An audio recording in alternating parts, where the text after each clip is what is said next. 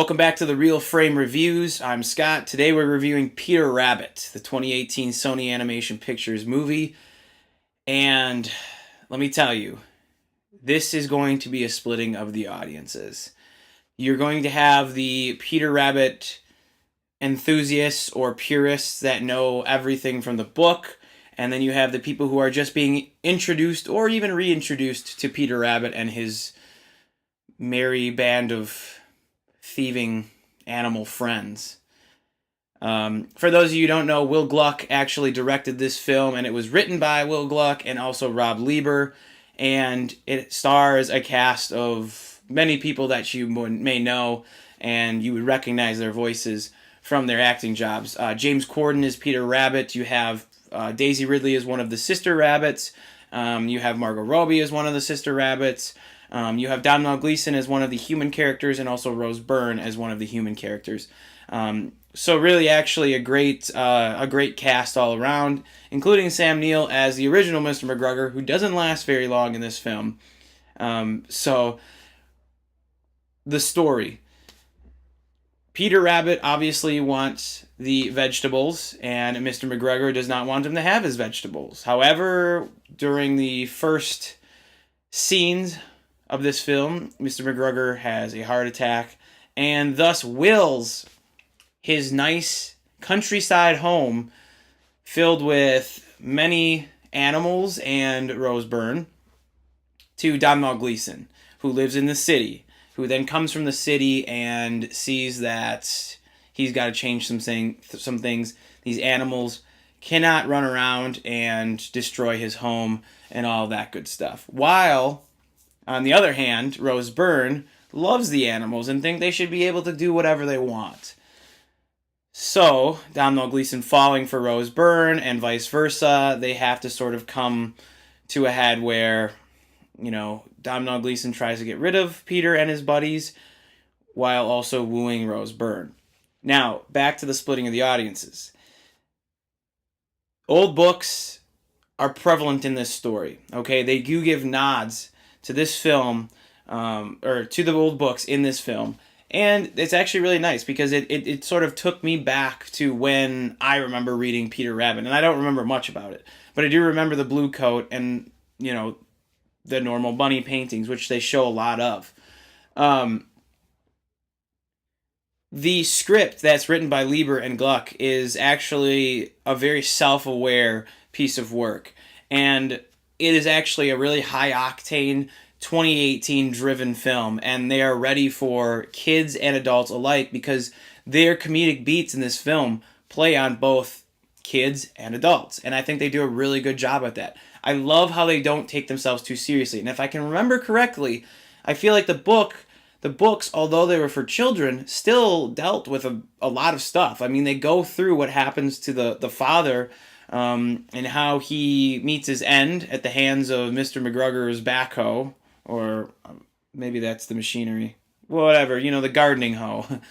But that's about as dark as this film gets. Now, there's a lot of violence and, shenanigans and mischief, but it's all in good fun, it's all lighthearted, and I don't think that it pushes the boundaries of what a young child should be witnessing. There are times, though, in this film that they break away from the rabbits, and the rabbits are the fun. I mean, they are cracking jokes, they're having a good time, they're very meta, they're making fun of their own situation as well as each other, and sometimes it gets a little overbearing, but I understand. You have a 94-minute movie about rabbits that want vegetables. How do you do that, right? But when they stray away from the rabbits and go more towards the Rose Byrne, Domhnall Gleeson love interest, it gets a little dull. And they don't do it often, and a lot of the times the rabbits are incorporated in it, but they're also telling you a lot of what's going on. So where there could be having heartfelt moments of Peter feeling left out because Rose Byrne's character is now ignoring them, they sit there and write it out, and they tell it for you. Now, again, I understand this is a film for young kids, so you might need some of telling of the tale so that the kids understand. But it still does take liberties with what it's trying to say. But I don't want to stray away from the laughs, the pure laughs I had at some of these scenes. I mean, and I feel like they were nice directing touches, different noises the characters would make, different things that they would do, how they would act, how they would look. And it's fun. It is a fun enjoyment. I didn't look at my watch or anything like that. I wasn't looking to check out of this movie early. Like I said, it's not a perfect film, and I couldn't expect it to be like a Paddington, where it's a little bit more realistic and a little bit more whimsical in the sense that they're playing fun at themselves and the whole situation.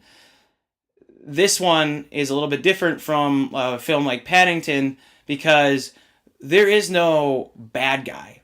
Domhnall Gleeson even says at one point, I'm not a bad guy, I'm a good guy. I turned a new leaf. I've learned things, right? And so you can kind of feel that they're trying not to make it, good versus bad. They're just trying to have everybody sort of learn something in the film. Now, going into this, I was signing up for my seat, and it was empty. And it was a big theater, and nobody was in there. And then I get told that, oh, hey, by the way, there's a class of 30 kids coming in. And I'm like, you know what? This could actually be pretty fun. So going in there, I'd say this is probably a middle school class that come in. But it was a lot of fun watching it with them because you could hear the beats of the story hit at times and then actually fall flat on his face at other times. But you heard oohs and ahs. You heard moments of, not fright, but, stuff like that. So it did its job. And, well, however, the thing is I don't know how young those kids can be. Like, these kids are 8th grade, 7th grade kids, maybe. And although it seemed like they enjoyed it because they all clapped at the end, it doesn't seem like it could be shown to younger kids than that. I feel like it's going to be maybe 5th, 6th, 7th grade, 8th grade, and then you're kind of teetering off of, it's probably not my style being in high school and going back and watching this. So there is that aspect to it. But you know what? I'll go back to how much fun it was. There's a lot of scenes with some good heart. There's a lot of scenes with some really good laughs. And overall, I really, really enjoyed the screenplay to this story. It was fun. It's in your face. But again, that's going to take away from the people that actually really love the original story. That's a little bit, I feel like, a little bit darker, if I can remember correctly. But you'll have no problem going into this film, watching it, and just feeling that pace and that energy throughout. And I was actually worried that they were going to lose that energy, which they do for a couple of moments, but then they pick back up. It's never quite the same as that first half, I'd say, but still, in these kinds of films, getting to the climax, and then, there's a big fallout, and then you got to get everyone back together, and then the happy ending.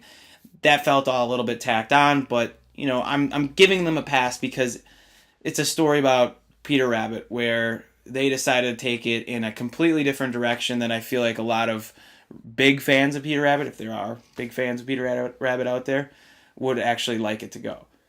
So I'm going to give Peter Rabbit a 2.5 out of 4 stars.